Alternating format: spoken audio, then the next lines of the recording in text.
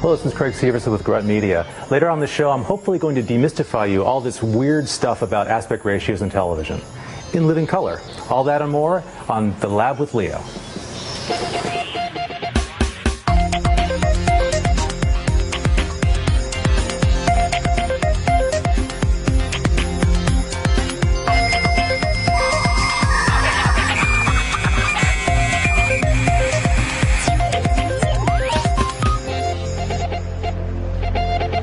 Well, hello, how are you? Good to see you and welcome, my friends, to the show that never ends. It's called The Lab, and every single day we bring you the latest in technology so that you can understand it. We show you how to choose it, how to use it, how to abuse it. That's one of our specialties, actually, and how to lose it when you're all done with it. Ladies and gentlemen, the lovely, the talented Kate Abraham. Hey. And today we actually exchanged memos on what we were wearing. Clipboard black, red and black. Look at that, red and black. We're red and black, baby. Hell yeah. And mine has the Elvis on it on here. That's the king there. That's the king there, baby. You done with that clipboard? I am. Thank you very much, man. This is episode 35 of the show. Oh, Jacob Tran's going to be here. He's so much fun. He's a video game designer, but he also teaches video game design at the Vancouver Film School. He's going to talk about Flash and using Flash to make games, and it's particularly character and environment animation. That should be very interesting. Also, one of my favorite fellows, an old friend from San Francisco, has come up, Craig Severson. He is the video grunt, and he's going to give you an aspect ratio 101. You've ever heard of 4:3, 16:9, all that stuff? It's crazy. Yeah. He's going to explain it so you'll understand when you buy your next TV what that means. Also, Mr. Excel, another great dear old friend. But this is just old home week. He's going to show you weird and wild Excel functions. Yeah. Weird Wow. and wild. But the most important part of the show, even though all my friends are on this show, is really the callers. Friends I just haven't met yet. These are new friends. New friends. New friends. Do we have somebody here? Yeah, our first new friend is Matt from Mississauga in Ontario. Oh, hey Matt, how are you? Thank you, Kate. Pretty good. How about yourself? Very well. Welcome to the show. Thank you for having me. Well, we wouldn't be much of a call-in show if nobody called, would it? Yeah. No, we wouldn't. So what can we do for you today? Well, I just had a question. Have you ever heard of Linux MCE before? Linux MCE. It's a distribution of Linux designed to do what? It's the Media Center edition. Oh, interesting. And they compare it to Microsoft's... Windows Media Center. Yes. Yeah. No, I'm not familiar with that. Have you played with it a little bit? Yeah, I'm just I've played around with it a little bit. My favorite Media Center version of Linux is NopMyth, which is a one-step install of Myth TV. But I haven't played with Linux MCE, so I mean I have heard of it, but I haven't played with it. So are you looking to set up a DVR, a kind of a TiVo for yourself? Well, yeah, kind of. Well, the question I really had was Linux MCE. It can control your whole lighting systems and everything. There's really great video on the site, but it also has something built into it called Asterisk. Oh yeah, Asterisk is great. It's like a phone system thing. Yes. Yeah, and I'm just wondering, would it be a good idea to use the same computer to have your PBX Asterisk and your entertainment system on it? Yeah, I don't think that. I mean, you know, the phone stuff is simple. I mean, that's not complicated. The TV stuff is the demanding thing. I don't see that it would be that much. You know, they built it in. I don't have any hands-on experience with it. And why have a whole other computer just for your phone system? I love Asterisk. I mean, the easiest way to install Asterisk is to use Trixbox. You know about Trixbox? It's the same idea as Linux MCE. If you go to trixbox.org, it is a kind of one-disk ISO Linux with Asterisk on it. It's the old Asterisk. It's hard to say Asterisk. Asterisk at home is now called Trixbox. But you're right. I mean, if you want to do that and something else, you don't want to just use the Trixbox application. Similarly, if you want to do Media Center, but you also want to do Asterisks, you can't use NopMyth. So I guess the idea of Linux MCE is that it gives you everything. Mm-hmm. It's based on Ubuntu, I see, which is great. I mean, that's kind of Ubuntu is based on Debian, so you kind of get a great Linux underneath. And you know, this sounds like so it's a free open source add-on to Ubuntu, including a 10-foot UI. I'm not sure what that means. Complete whole house media solution with PVR and distributed media. Wow, this is kind of amazing. I'm going to have to play with this. So it supports Feisty Fawn, the latest Ubuntu. Smart home automation, control lighting, climate security, camera surveillance, phone system, VoIP and POTS. Now remember, if you're going to use asterisks, you need to have some hardware to interface with the phone system. So it won't just work automatically with your phone system. You need to get a little asterisk card that will plug into the phone system. And that's really what you want, because it's one thing to have a PBX, but if people can't call into it from the standard phone system from POTS, then that's not going to do you much good, right? But it does add VoIP to it so that it becomes a gateway for your voice over internet. I think Asterisk is very interesting. I haven't played with it. So you haven't installed it yet, but you're thinking about it. I'm thinking about it. Yeah. Well, that's the whole point of this stuff, is to play with it and learn. Would you do me a favor if you do it? Would you call me and let me know how you like it, Matt? Absolutely. Yeah, because I'm intrigued. So you've watched the demo video, huh? Yes, the demo video even shows you they feed a Bluetooth application to your cell phone that you can use as a remote. Wow. Well, there's no reason why. I mean, if you have, how much of a computer are you thinking of installing this on? Just like the demo video says that you can use just an old system off eBay or something. Yeah, I mean, I wouldn't get too low and slow. I'd say a Pentium 4 minimum. Yeah, that's the one I've got here. Yeah, if you've got an old Pentium 4 system and you have enough hard drive capacity, that sounds like a very, you're making me want to do it. It's got a very interesting user interface. I mean, it really isn't designed to be like word processor or even web surfing. It is designed to do those specific things: home automation, television recording, and telephone. I'm going to set one up. That sounds cool. I tell you what, we're going to make you a contributor to the show. You do this, and you come back on and you tell us how it went, okay? Okay, great. I think it's very, very intriguing. I like it. Matt, I don't have much to add to it. This is exactly the kind of thing that open source software lets you do, is just take stuff, put it together in a unique and new way. You can't do this with Windows. You can't, and if you did, you couldn't distribute it. Linux gives you that capability, and I think you're seeing all sorts of amazing innovation. This is very cool. Have you played with this at all, Sean? Is it? I haven't. Yeah, I'm very intrigued by it. Now, understand, all this stuff is done by volunteers. It could very well be rough. There could be areas where it doesn't work very well. But in principle, it's combining, some established, it even has a built-in network addressable storage, NAS. It's got follow me media, so every family member's media follows him throughout the house. I'm going to be installing Feisty Fawn soon, so I'll try this as well. That's the new Ubuntu. So it sounds like you have to install Feisty Fawn first, and then you add this on top of it.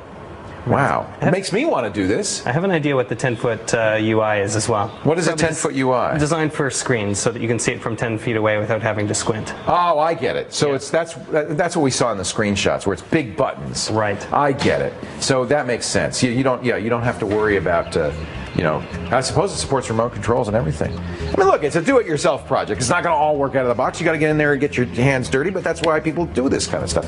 I'd love to do it myself. If I weren't so very busy making television programs, I might. But that's what we have Sean for. I'll do it for you. Let's take a break. When we come back, Jacob Tran is going to show you how to do Flash game character animation and environment. It's going to be really fun. You stay right here when the lab continues.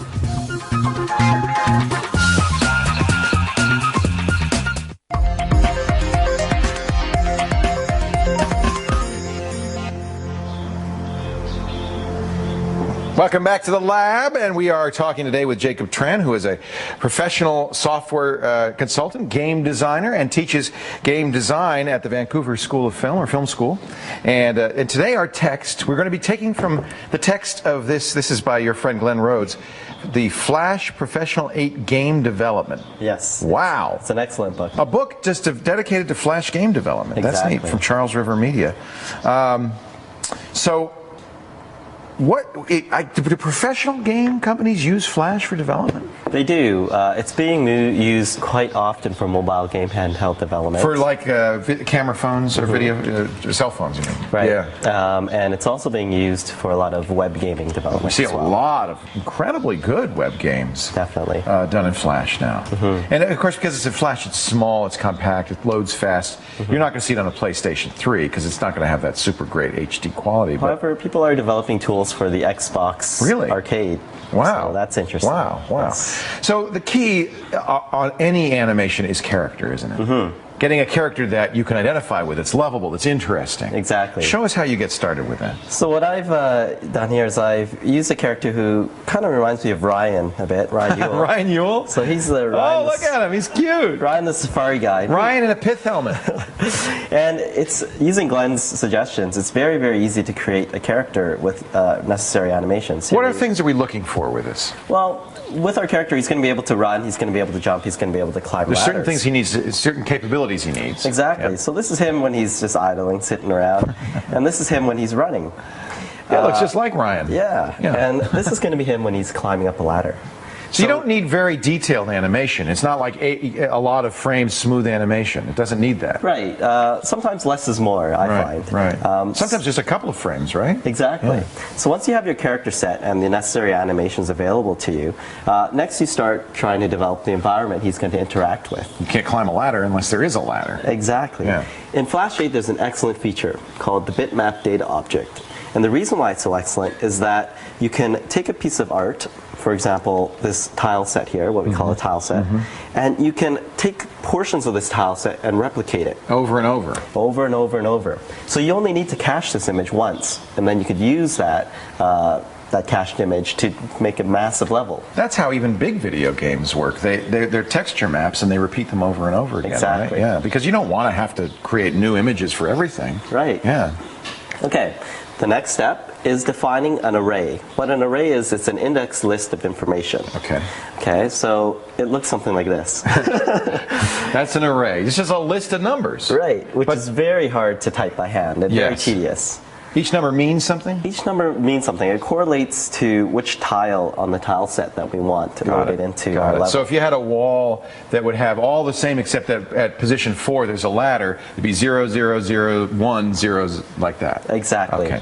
So instead of typing this by hand, what Glenn suggests is he suggests to make a level editor, and it's very, very simple in Flash to do this. You create a tool. You create a tool to do it for you. Wow. So here's our tile set. We'll select which tile we want to replicate, and then we choose where we want to place it. Let the computer do the work. Exactly. Yeah. So you can kind of, define your level, get it to tune it so that it's playable and it's a lot of fun. Again, this is how the pros work. They aren't going to make an array by hand. They're going to make, first thing they make is tools to make it easier to do the Exactly. game design. Well, you'll get a programmer to develop something like this for you, and you'll get a game designer to come in and to... So in big games, there's actually a division of labor. There is. Yeah. Yeah. Because a game designer is not a programmer necessarily. Not necessarily. It's helpful to understand the concepts of how it gets implemented, but it's not necessary to be a programmer. So once you have your level defined and your array exported, like so. So Flash wrote that for us. Flash wrote that for us. Right. You can load it into your game with your character, and with some Look! physics, with some physics and some keyboard input controls. He made it! It's just that easy. You can collect your rules, Yule's Jewels, is it called? Yes. This is actually a Yule's Jewels game. There you go. So. Holy camole! Yeah. It wasn't that easy to create the first Mario. Maybe it was. Maybe it was. We'll have to ask Miyamoto, but perhaps this is amazing. Yes. I mean, you did that in Flash. Yeah, with hardly any time at all. Really? Yeah, probably about, I don't know, 40 minutes or so. So is this the kind of thing your students are learning in your classes? Yeah, and I love teaching this because it's more about the design than it is about the implementation of the technical. You get the implementation done ahead of time with tools, and then you can really think about how the game plays. And that's the hardest part of game design, isn't it? That is the most challenging part. Yeah, definitely. Do you have any suggestion? I don't want to get into this. Maybe that's another segment. But so things to look at as you're designing the game, things to keep in mind? There is always risk versus reward. And that is very tough to balance. You don't want to make it too hard, but you want to make it hard enough so that when they get the reward, they earned it. Yes, and I always preach something called progressive gameplay, where you reward the user early on as they're learning. Yeah. But as they perfect and as they get to a skill level that is higher, then you want to challenge them and have them have that replayability that we call. First one's free, and then it gets harder and harder. Exactly. I like it. This is a great book, obviously. Glenn Rhodes wrote it, friend of Jacob's. It's called Macromedia Flash Professional 8 Game Development. Should be in bookstores, but you can certainly get it on Amazon.ca or Amazon.com or Amazon.co.au or wherever it is that you buy your high-end technology books. It makes me want to do some of this. I can't believe how good that looks. Yes. That's amazing. Yeah, that's very, very simple, isn't it? And it's running very well on my laptop, which isn't the latest. That's the beauty of Flash, isn't it? Yes. Yeah. Yeah. You don't need much power to get it to Then run you got to smooth. get a musician to do a game score for you. I think Sean Carruthers might have some idea. Nice. Thank you, Jacob Tran. Jacob is online at jacobtran.com. You can also go to glenrhodes.com if you want to see his stuff. That's right. And Jacob also teaches at the Vancouver, is it School of Film or Film School? Film School. Film School. I got to get in the right order. And he joins us from time to time to talk about what you can do with Flash, and it always blows my mind. Thank you so much. It's been a pleasure. More details online at thelabwithleo.com. Now, let's zoom in at something commonly found around the lab and see if you can identify it. A very tight close-up of... I don't know what that is. Do you have an idea? Think about it. Make your best guess. And when we come back, we'll zoom out and find out as the lab continues.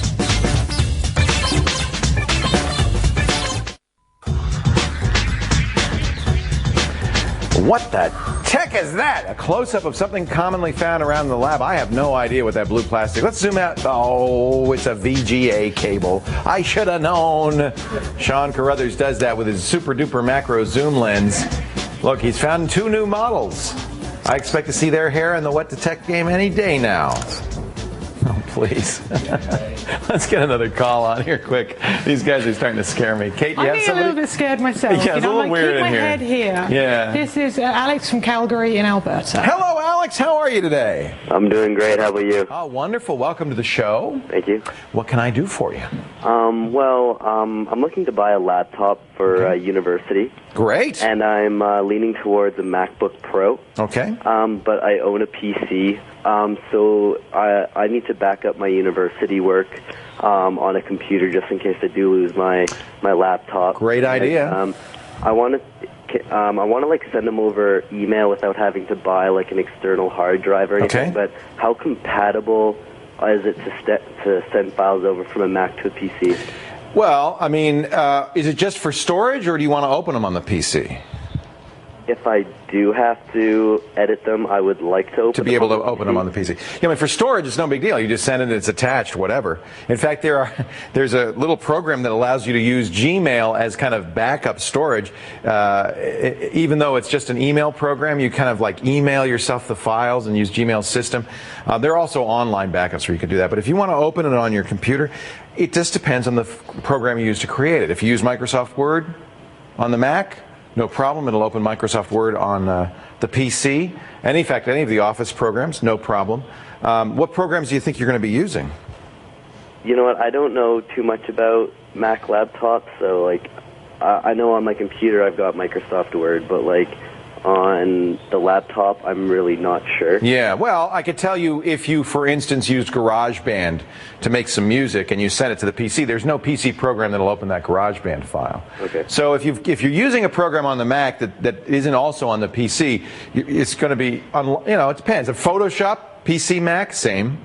Office, same. I'm just trying to think of what programs you would use. Your email, no problem.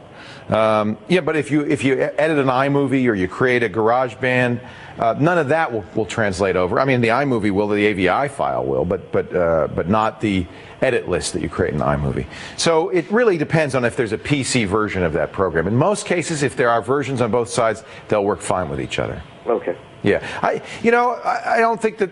I think what you need to do is find out what programs you're going to be using, really.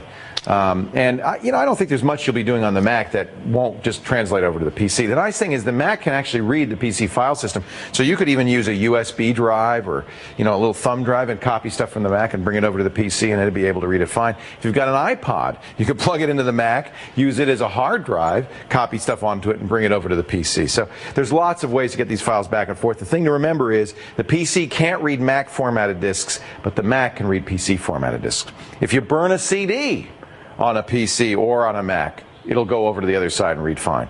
It's the files that may cause compatibility issues, and again, if you have the same program on both sides, usually it means they'll read each other's files.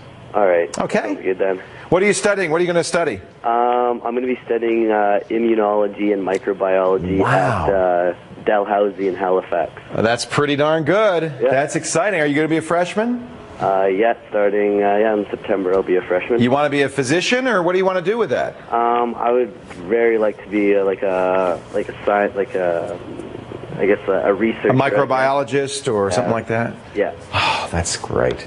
Well, Alex, enjoy college. I think it's so exciting. I think you're smart to bring a laptop with you. I think there's a lot you can do. And you know, when you're talking about biology and life sciences, there are a lot of applications on the Mac. That scientists really seem to like the Mac, and in fact, more so than Windows, I would say. So you'll see that a lot of the programs you'll be using, I think, in those classes will be Mac specific. Okay, thank you very much. Good luck. Thank you. Thanks for calling. All right, Isn't that exciting? Beginning his life. Who knows what great discoveries he might find. Coming up in just a bit, Mr. Bill Jelen is here. We call him Mr. Excel because he's so crazy with spreadsheets. He's going to show us some wild and crazy functions in Excel. But before we do that, here's one more chance to take our first chance, isn't it? To take our quiz question of the day. It's appropriate. When was Excel first released?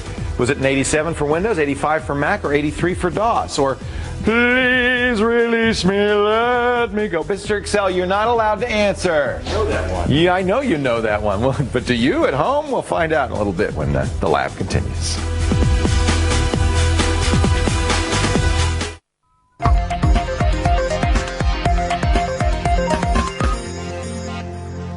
I'm ensconced in this fine book. Special edition, Using Microsoft Excel 2007, the world's heaviest book. 5 pounds. 5 pounds. It weighs more than your laptop. But who else could write this but Mr. Excel, the one and only? This is from Q, and this is updated. This is the first time I've seen this. This is the new Office 2007 This is brand new. This is Q's leading book on Excel, and they promoted me this year to be the guy to write this book. You're the guy. I'm the guy. Oh, somebody else wrote it before? Yeah, someone else did all the other editions. Well, who was it? Like Baby Excel? I mean, you're Mr. Excel. You're the only one. I think I'm the guy. You're the guy. That's great. So you've been spending a lot of time with Excel 2007. Yeah, all of last year. It took about 120 days to write that book, and they say you have to write about every single feature of Excel. It has to all be in here. Everything. So did you find any weird stuff? I did. So there's 351 different functions in Excel. You know, we use sum and average all the time. There's some bizarre stuff in there. And you wonder, why would they have ever added that? Like what? Let's see. Okay, so there's this really cool function. It's called convert. Convert. And it'll convert from anything to anything. Oh, so like from Celsius to Fahrenheit, exactly. Or meters to kilograms to pounds. Okay. Sure, but it's statute miles to kilometers. That's actually very useful. In the kitchen, tablespoons. How does it know what units? So you pass those as arguments. They have a list of 150 different units that you can pass it, and as long as it's units of the same thing. Right, you can't do pounds to kilometers. Right. That wouldn't make sense. Right. So how many minutes in a year? You know, there's 525,960. That's very useful. It's wild just how broad that is. So you convert A9, D9 is so it sees YR and it sees MN. Right. And it knows those are the units. Yes. I get it. And then that's the result. So if you need to figure out how many angstroms in a nautical mile, I don't know why you would need it. That's handy. We can do it. Yeah, a lot. So I think the answer would be the convert function. Convert, very powerful. useful. I've never seen it. Okay. Now here, this is great. Now is this? You think in older versions of Excel? It's in all versions of Excel. Just nobody ever sees it, but you had to find out about it to write this book. Yeah, exactly. Got it. Exactly. Here's one of my favorite functions. If you're the CFO and you have bad financial news, right? They have an obfuscate function. They created a function, a function just for you. So here we have this company did 3.9 million in income, 3.8 million in expense, net profit of almost nothing. Right. There's a function called Roman.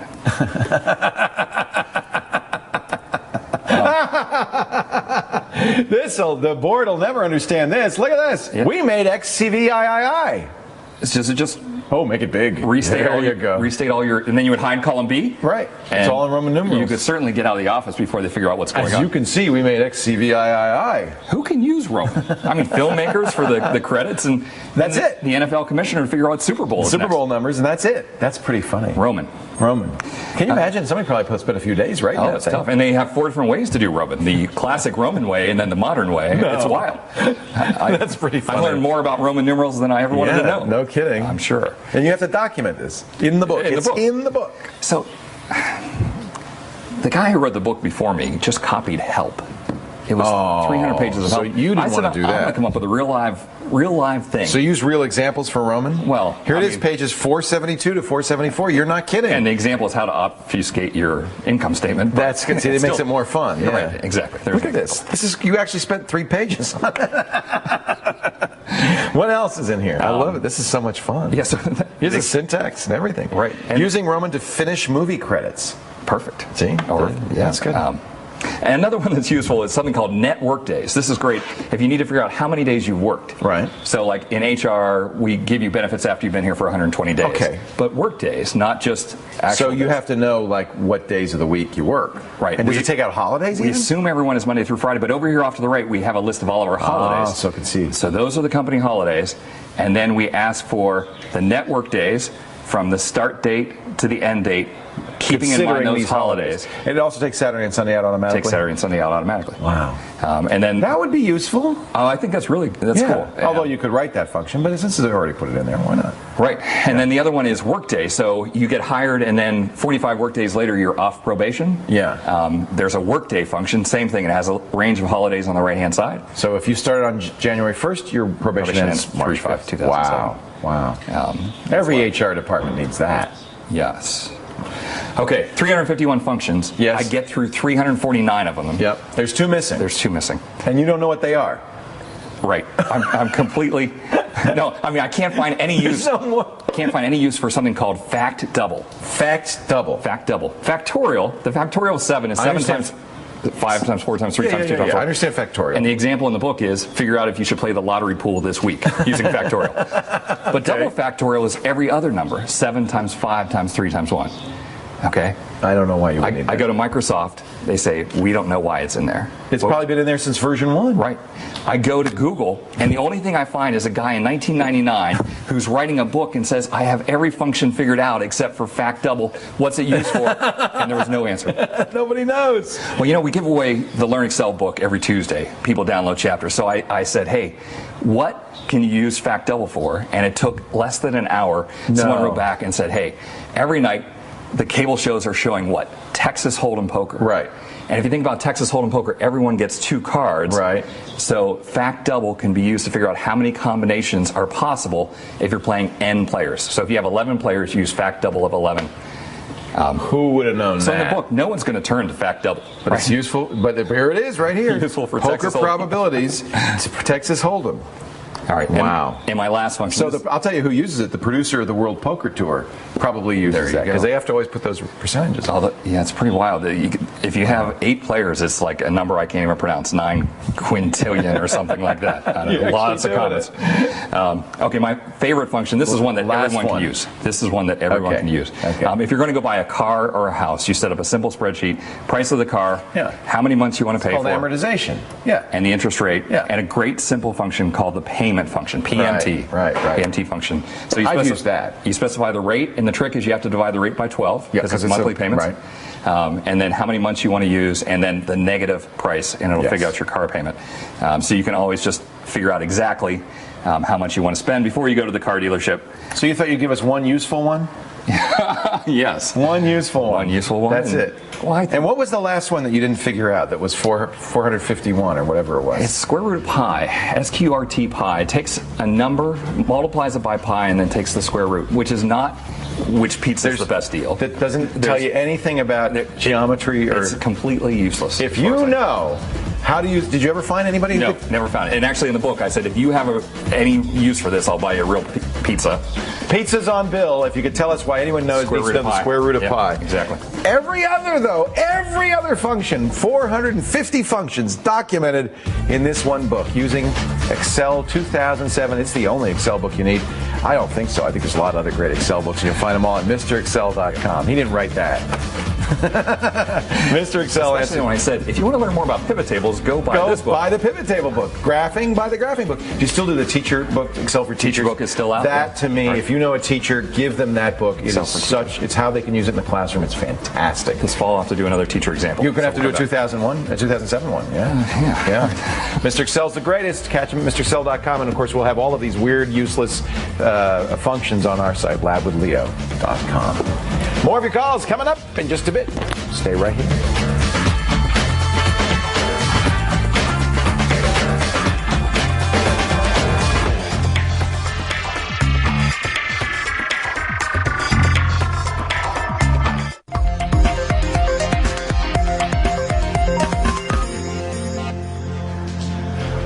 hello there. Good to see you. Welcome back to the lab. And let's get another caller on the air. What do you say? Kate, do you have another caller for us?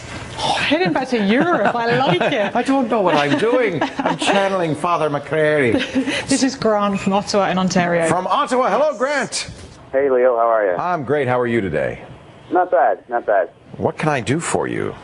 Well, I've got a few computers, and for the last little while, probably about 6 months, with no luck, I've been trying to find out how to block MSN Messenger Live on one computer. So I don't want anybody to chat on that one machine.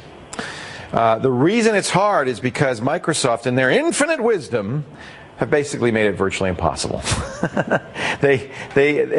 Most chat clients use some specific ports to initiate the chat, to conduct the chat. If they have video, they may use specific ports for that. That's what a port really is. A port is a channel that's used over the internet for communication. And with AIM, with ICQ, with Jabber, with Google Talk, with all of the kind of more traditional clients, there's standard ports. You block those ports, the chat doesn't work. My kids use AIM, so I block the AIM ports. They can't chat. MSN Messenger, for reasons only known to Microsoft, the new one, the live one, uses dynamic ports. If it sees a port's blocked, it says, no problem, I'll just use the next one up. Okay. And worse than that, if your kids are at all savvy, there's a web-based tool, and you can't block the web. Yeah. So it becomes very difficult to block MSN Messenger. I don't know of anyone who's successfully done it. Now, I use hardware to do this kind of thing. And I'm not sure I'm going to recommend this, but I'll just show it to you. It's called My iBoss. It's an advertiser on the radio show. That's how I found out about it. In fact, I helped them design it. The company that makes this, Phantom Technologies, makes a security device called the iPhantom. And they said, Leo, we want to do kind of use this same technology to help protect children. And I said, great, I've got children. I'd love to work with you to make this thing do what I need to do. And that's what the iBoss, it does. It's this little kind of cigarette pack sized piece of hardware that goes between your cable modem or your DSL modem and your router or your computers, and it absolutely gives you the capabilities you want. You could say no chatting, or better yet, you can schedule your chatting. So you could say no chatting except, this is what I do, I say no chatting except after homework time. You get 1 hour after homework time, that kind of stuff.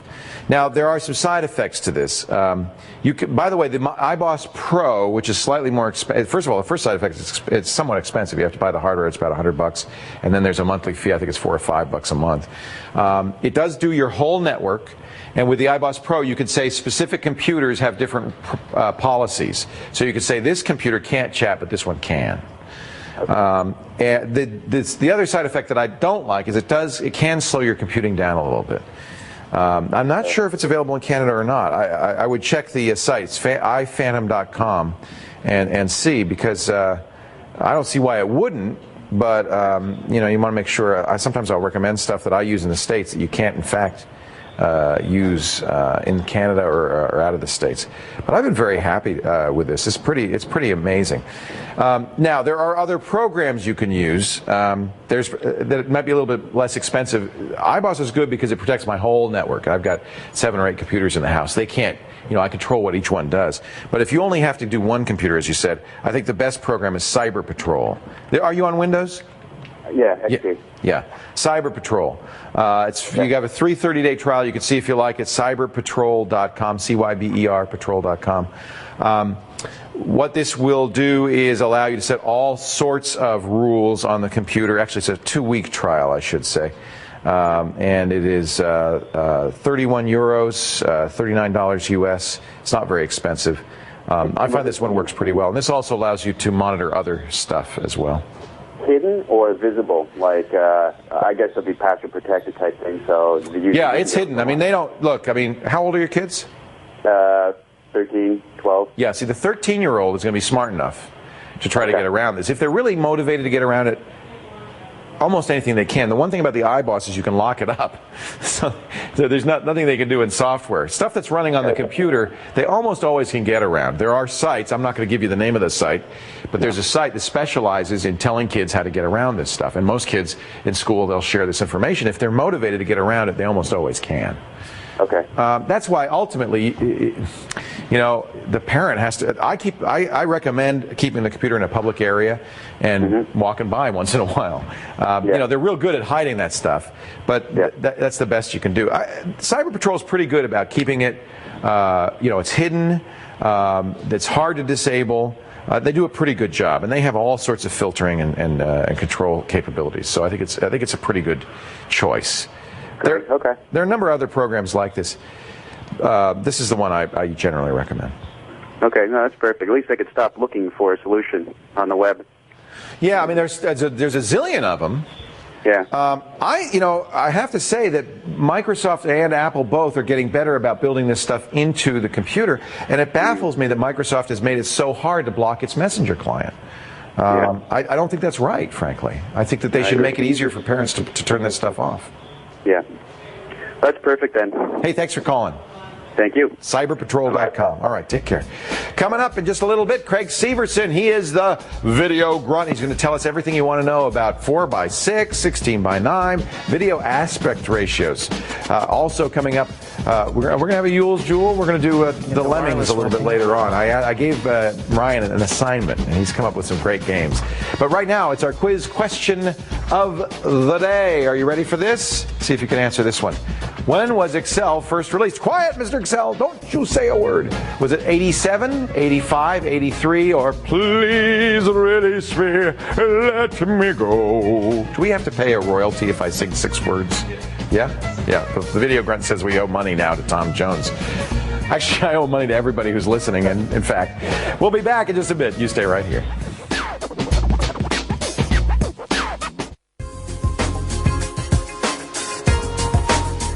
Welcome back to the lab. Before the break, we asked you when Excel was first released. I don't really know. Let's see, 87, 85, 83. I'm going to say 87 for Windows. I'd be wrong. It was a Mac program. Mr. Excel knew that in 1985. Wow. So when did the Mac come out? The Mac came out in 84, so it was 1 year. Oh, wow, that's interesting. Very interesting. I didn't know that. Well, I hope you did, because you're very smart. I'm sure you did. Look at this. This is Craig Severson, my good friend. Pardon me? Speaking of smart. Speaking of smart, look at he's wearing glasses. That proves he's smart. Proves it right there. He is the creator of Grunt Media. They do Video Grunt, Pod Grunt. Do a variety of Grunt productions. Yes, sir. And all of which are kind of designed to explain how this stuff works. Video Grunt's a great podcast for people who want to watch. You explicate a lot of stuff that people are trying to understand. And in fact, one of your very first ones was on aspect ratio. Indeed. That's where I thought I would begin, trying to explain and untangle all this stuff around video. Yeah. It seemed like a good place to start. Well, there's a lot of words flowing around that don't make a lot of sense. So maybe you can explain it to us here. Right. I can go into a bit of a history of what I found out about where aspect ratios came from, and that can kind of explain why there's 2 different aspect ratios now in television that we have. We have the widescreen TVs, the old style. This is like the typical HD TV. That's 16:9. 16:9. And then the normal TV that you're probably watching this on is 4:3. Right, not 4:6 as you said. I said 4:6 I know, because I'm a moron. No, that's okay. But that's why I'm here. I'm here to help you, sir. So let me tell you about the origins of 4:3. I would be happy to. The origins? The origins. We'll go back in time. We're going back in time. Okay, Imagine if you will. But it goes back to Edison at the time when... Hetzke says Dixon. I know it says Dixon, but I'm explaining this. Okay, go ahead. I just wanted to point that out. Okay, well, that's good. But Dixon worked for Edison. Oh, he worked for Edison. Right, and they were working on this thing called... Edison invented TV, too? No. Oh.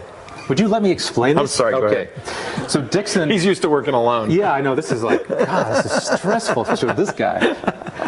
So Dixon and Edison were working on film. They wanted it to flow better. And they're having problems because the film was thin and weak and small. Yeah. But Dixon knew this guy named Eastman. Oh, of Eastman Kodak Of fame. Eastman Kodak, who made the Kodak camera. Aha. Now, in the early Kodak days, that camera had a sheet film, single sheet film that was 70 millimeters wide. It was kind of almost like the plate that they were duplicating. Yeah, right? Yeah. Right. But Kodak's big thing was they actually came up film. with the flexible film, right? And so Dixon and these guys said, hey, we don't need it 70 millimeters wide. That's too big. We want it smaller. So they said, can you take that 70 millimeters and cut it in half? Fold it in half. Put these runners on both sides that are called perfs. And that's how 35 millimeter came about. Oh, I didn't know that. Yes. So it was originally 70 millimeter because that was duplicating the plates. Yep. And then they cut it in half because they don't need all that. They don't need need all that for film. And we got 35. They got 35. Okay. And so then based on the 35 spec, then if you look at that, that became the standard for silent movie. Right. That particular ratio. But that's already 4:3. Well, yes, exactly, because the actual imaging area is 24 millimeters. The height was 18 millimeters. Now, that's arbitrary, though, the height, right? It was based on 4 perfs. Four perfs. So they figured, roughly yes, 4 perfs. You're right, it is arbitrary. And then there's some question about where this actually came from. But maybe 4 perfs is the minimum number to hold it steady or something like that? Yeah, I don't really know. Yeah. But it also makes a nice sense. rectangular shape. Well, it turns out to be a good shape. Yeah. So you wouldn't want a screen that's taller than it's wide. Right. You do want it slightly wider than it's tall. Yes. And you want a square, really. Right, you don't really want a square. Okay. So basically... So that's the 4:3. Yeah, so the 24/18 became 4:3. It's not 4 inches by 3 inches, it's just 4 units by 3 units. It's a relationship. That's an aspect ratio. Ratio. So that shape, as we know, then was adopted in silent film like we talked about. And because the cameras and the lenses were already set up, when TV came about, they just borrowed that shape. Why change it? There's no sprockets anymore. But old habits die hard, and so it stayed even until the 80s with computers. Oh, how interesting. And even, as we know... The iPod's 4:3. The first one, which is crazy. And it all goes back to Dixon. It all goes back to Edison. Edison. I'd say Edison. You might say Dixon. Well, you said Dixon. No, I'm saying Edison. You said Edison. Okay. But you showed Dixon. Well, you're telling me something. And I don't know what different Eastman. Okay. So that's how 4:3 came about. So and we're still stuck with that. That's very interesting. We are, but then something happened. Something happened? The 50s happened. The 50s, I remember that. Right. Yeah. And the movie industry got all nervous about television. Yeah. So Cinerama, baby. Yeah, baby. So I remember my first Cinerama movie. I went with my grandma. I ate a whole box of malted milk balls I threw up. Was it wow? Okay, that's good detail.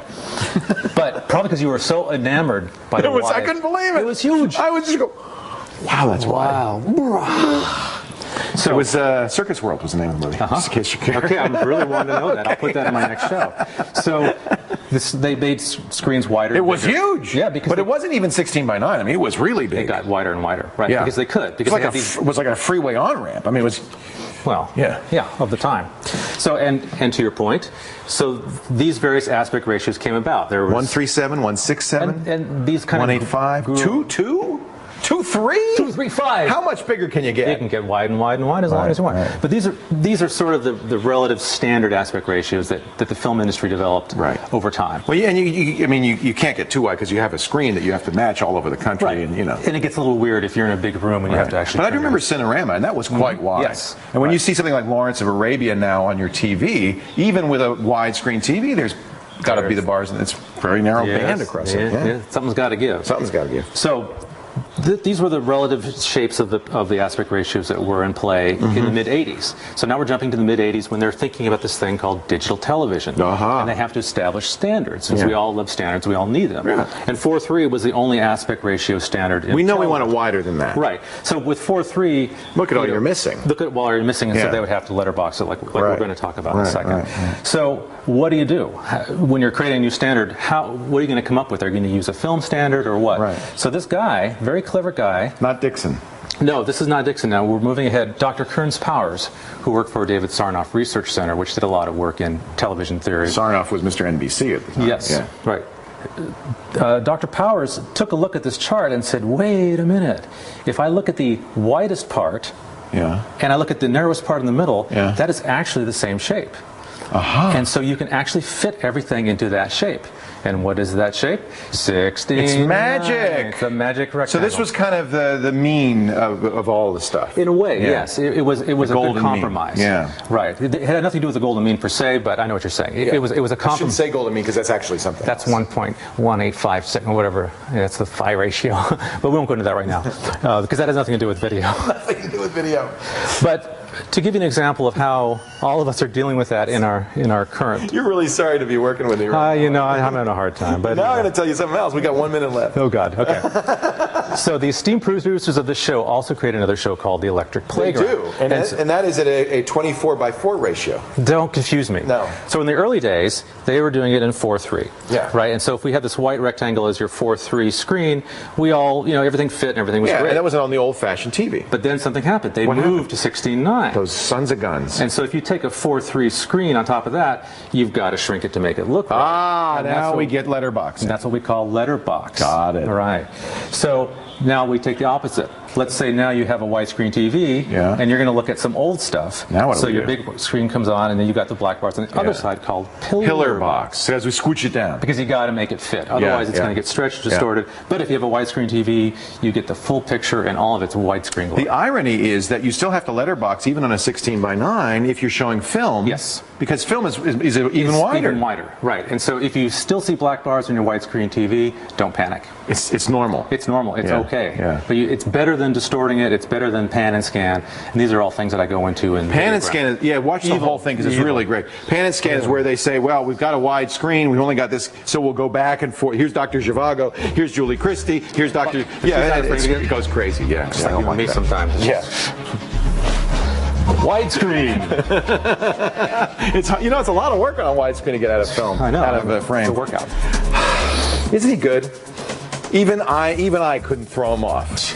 That is Craig Severson. Right. See the whole thing at videogrunt.com. Yep, that'll work. Videogrunt.com, and of course you can subscribe to it on iTunes. In fact, I highly recommend it. Ryan Ewell has been working on his Lemmings, and he is going to fall off a cliff with all of us.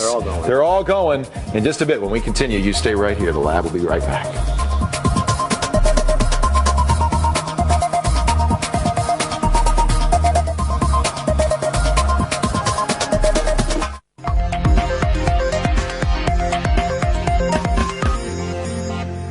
Welcome back to the lab. We want to get Ryan Ewell and his jewels in because this was an assignment I gave you. You threw down the gauntlet. Last episode, we were talking about lemmings and how much I loved it. Yeah. I said, there must be some lemmings online. You found 3. I found 3. One's DHTML right here. We got amazing. 10 levels. It's not Java. It's JavaScript.